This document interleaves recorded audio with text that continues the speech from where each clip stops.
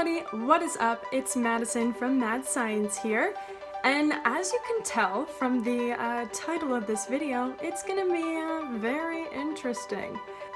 Oh my god, I'm so nervous. Okay, breathe. It's gonna be fine. It's gonna look great. So, let's get into it. Why and how does this happen? From me being blonde to...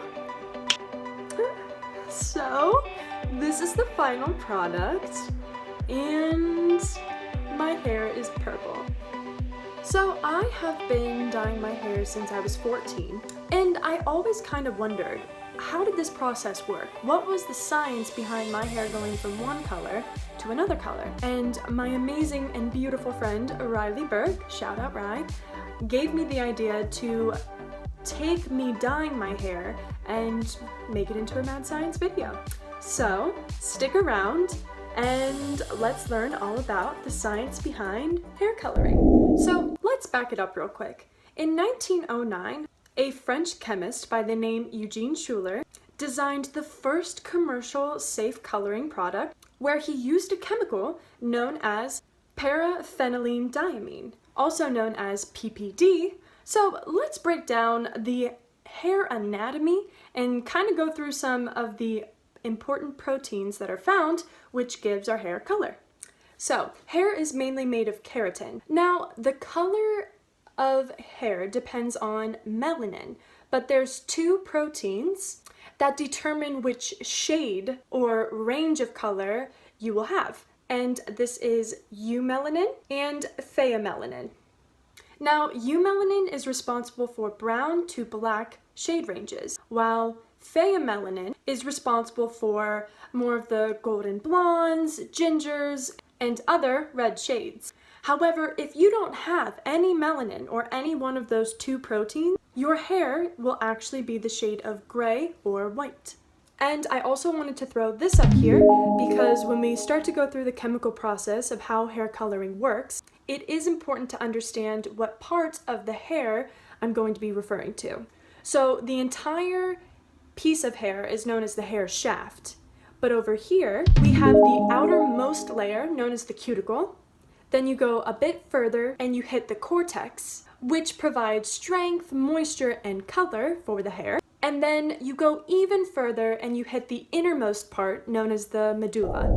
So I thought it would be a good idea to break down the different types of hair dye that is available, so then we can understand how the processes for the hair coloring will be slightly different. There's temporary hair dye, semi-permanent hair dye, demi-permanent hair dye, and you have permanent hair dye.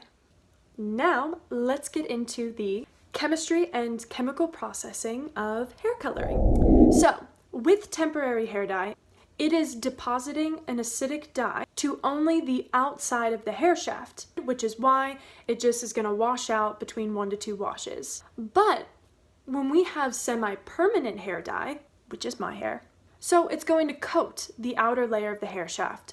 But there are small pigment molecules that will slip into the hair shaft and go deep towards the cortex of the hair.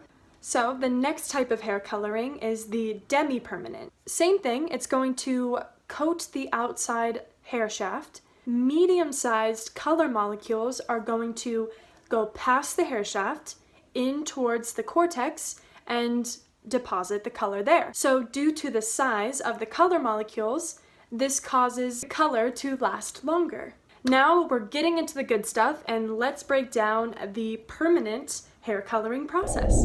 So, most permanent hair coloring happens in a two-step process, but this two-step process is going to happen simultaneously. So it's going to remove the original color and deposit the new color at the same time. So that's important to note when we start to go through this chemical process. How does the color get removed? Well, remember paraphenylenediamine, PPD? Well, this is a primary intermediate, which is the permanent hair dye that is going to be used in this process. And it's going to react with an oxidizing agent or developer. Now, a strong oxidizing agent in this case is hydrogen peroxide. So when the reaction occurs, it releases oxygen, and the melanin pigment of the hair is stripped of its natural color. But this process is known as bleaching. So let's break down the chemistry term of an oxidizing agent. So this is a reactant that's going to remove electrons from another reactant, so it's known as an electron acceptor, during some sort of redox reaction. Now, back to the hair coloring process. So unlike the temporary, the semi-permanent, or even the demi, those hair shafts do not have to open in order for the color to be deposited to the hair. However, permanent hair dye does need the hair shaft to open before the color can be deposited, and this is through the use of ammonia. Ammonia is an alkaline chemical that swells the hair cuticle and allows the color to go straight into the hair cortex and deposit the dye.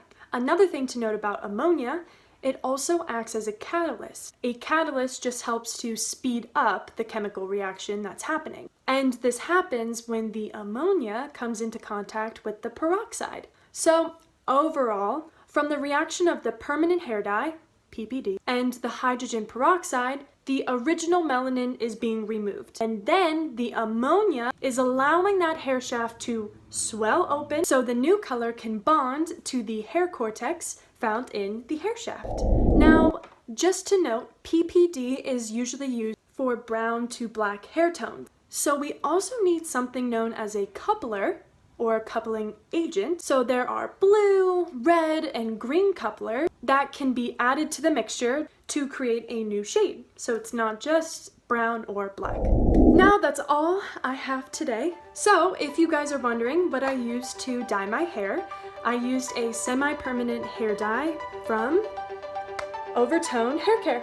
It is in the shade Vibrant Purple. And what's really cool about this semi-permanent hair dye is the color comes in a conditioner form. So it's going to hydrate and color your hair at the same time. And I just wanted to thank Overtone because I love my hair. I love the color.